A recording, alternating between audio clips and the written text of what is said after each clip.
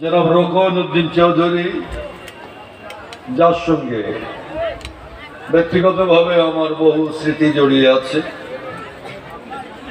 আমি মামা বলে ডাকতাম।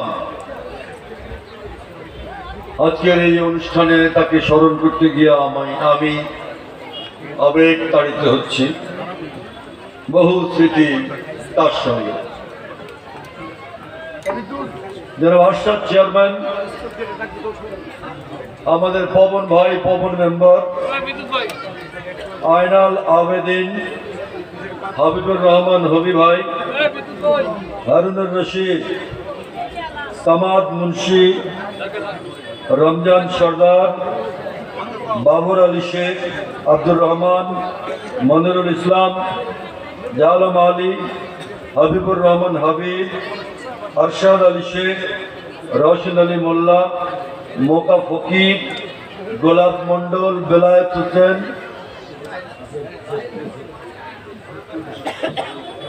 গোলাপ মন্ডল। আমরা দোয়া করি আল্লাহ তাদের বেহেশত নসিব করুন। আপনারা জানেন, একটা দীর্ঘ লড়াই এবং সংগ্রামের ভেতর দিয়ে আজকে আমরা এখানে এসে দাঁড়িয়েছি। ফ্যাসিবাদের বিরুদ্ধে, শেখ হাসিনার দুঃশাসনের বিরুদ্ধে যে আন্দোলন এবং সংগ্রাম, দীর্ঘ 17 বছরের সেই লড়াই এবং সংগ্রামে বাংলাদেশের বহু মানুষ হত্যা হয়েছে,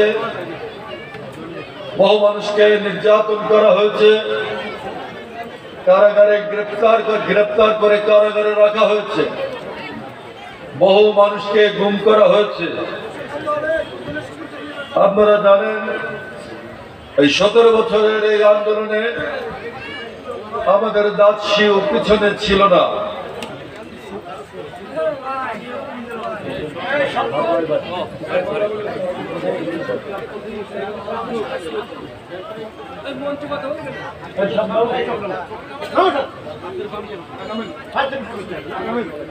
এই 17 বছরের আন্দোলনে আমাদের দাঁতশির অনেক বন্ধুরা, তারাও কারাগারে নিক্ষিপ্ত হয়েছিলেন। আপনাদের এই এলাকার এক সময়ের জনপ্রিয় চেয়ারম্যান, আমার বন্ধুবর বেলায়েত হোসেন, তাকে বিনা কারণে দীর্ঘদিন কারাগারে আটকে রেখেছিল শেখ হাসিনার সরকার। আপনাদের এলাকার একজন জনপ্রিয় নেতা গোলাম মর্তজা, এই ইউনিয়ন বিএনপির সভাপতি, যিনি আজকের এই সভায় সভাপতিত্ব করছেন, তাকেও কারাগারে যেতে হয়েছে। এই ইউনিয়নের সাধারণ সম্পাদক আমার মায়ের, যিনি দাঁড়িয়ে আছেন, মাহবুব হোসেন লিটন, তাকেও কারাগারে যেতে হয়েছে। কারাগারে যেতে হয়েছে সদালাপী মানুষ, আমার প্রিয় মানুষ আকাশ ডাক্তারকে কারাগারে যেতে হয়েছে। মোহন বিশ্বাস, আব্দুর রাজ্জাক, আমাদের লালন ফকির, আব্দুর রাজ্জাক আহ্বাদ, দাঁতশি ইউনিয়ন বিএনপি যুবদল আমার পিছনে দাঁড়িয়ে আছে। নুরুন্নবী, এতক্ষণ যার কণ্ঠে এখানে অনুষ্ঠান ঘোষিত হচ্ছিল, নুরুন্নবী, বিল্লাল হোসেন, রইস আহমদ, আসমত মল্লিক, আবু বকর সিদ্দিকী বক্কার, কোরবান আলী, আরিফুজ্জামান আরিফ ভিপি, এখন বিদেশে আছে, রাজবাড়ী কলেজের সাবেক ভিপি আরিফ, আমাদের অত্যন্ত স্নেহের, আবুল কাশেম, রহিম, সোহেল শেখ, সজীব শেখ, পাপ্পু পরামানিক, এদের সকলকেই শেখ হাসিনার সরকার বিনা কারণে শুধুমাত্র বিএনপি করে, ছাত্রদল, যুবদল, কৃষক দল করে এই অপরাধে আমাদের এই ইউনিয়নের এই সকল নেতা কর্মীদেরকে কারাগারে যেতে হয়েছে। বন্ধুরা আমার, আপনারা জানেন, এই দীর্ঘ লড়াই করেছি আমরা।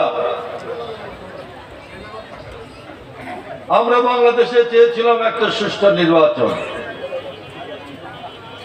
যে ভোট দেবে, যে দল বেশি ভোট পাবে তিনি সরকার গঠন করবেন, তাই তো? এর জন্য আমরা লড়াই করেছিলাম ৭১ সালে। পাকিস্তানিরা আইয়ুব খান, ইয়াহিয়া খান তারা আমাদের গণতন্ত্রের অধিকার দেয়নি বলে আমরা লড়াই করেছিলাম। মানুষ ঠিক করবে, জনগণ ঠিক করবে কে তার প্রতিনিধি হবে, কে রাষ্ট্র চালাবে। এইটা ঠিক করার অধিকার অন্য কারো নাই, শুধুমাত্র জনগণের। আমরা শুধু সেই দাবি করেছিলাম সুষ্ঠু নির্বাচন হোক, মানুষ যাকে ভোট দেয় তিনি সরকার গঠন করবেন। কিন্তু পরিতাপের বিষয়, শেখ হাসিনা ক্ষমতায় আসবার পর বাংলাদেশে নির্বাচন দেয়নি। আপনারা ভোট দিয়েছেন? ভোট দেননি। ক্ষমতায় আসার পর মানুষের কণ্ঠ চেপে ধরেছেন, বাংলাদেশে নির্বাচন হয়নি। শুধুমাত্র পার্লামেন্টে নয়, পার্লামেন্টে, জেলা পরিষদে, উপজেলায়, ইউনিয়ন পরিষদে, এমনকি শ্রমিকদের সংগঠন বা পেশাজীবীদের সংগঠন, কোন জায়গায় নির্বাচন হয় নাই। জোরজার, মূল্যোক্তার এরকম একটা পরিস্থিতি শেখ হাসিনা দীর্ঘ 17 বছর বাংলাদেশে কায়েম রেখেছিল। তার বিরুদ্ধে আমাদের দেশের মানুষ লড়াই করেছে। লড়াই করতে গিয়ে বহু মানুষের প্রাণ গেছে, বহু মানুষকে গুম করে রাখা হয়েছে। আজও বহু মা অপেক্ষা করে তার সন্তানকে গুম করে রাখা হয়েছে। 10 বছর আগে, 20 বছর আগে যে সন্তান তার হারিয়ে গেছে, রাতের অন্ধকারে পুলিশ, র্যাব, ছাত্রলীগ, যুবলীগ তাদেরকে ধরে নিয়ে যায়, তারা ফিরে আসে নাই। আজ বহু মা রাত্রি জেগে অপেক্ষা করেন, হয়তো তার সন্তান ফিরে আসবে, হয়তো তার সন্তান মধ্যরাতে ফিরে এসে মা মা বলে ডাকবে। আজ বহু বোন অপেক্ষা করেন, তার ভাই বা স্বামী হয়তো মধ্যরাতে ফিরে আসবেন।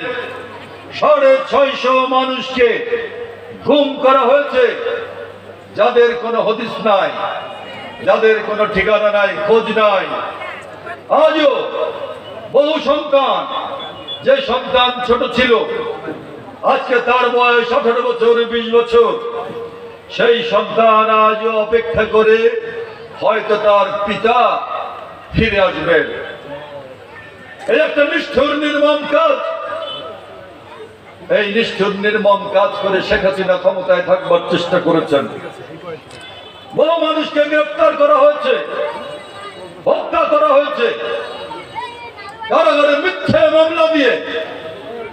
তাফসীর নেতাদের মতো সারা বাংলাদেশে লক্ষ লক্ষ নেতা কর্মীকে গ্রেফতার করা হয়েছে, মিথ্যে মামলা দেওয়া হয়েছে। বন্ধুরা আমার, তার বিরুদ্ধে লড়াই হতে হতে সর্বশেষ ছাত্র জনতা একসঙ্গে মিলে গর্জে উঠেছে। ঢাকার রাজপথ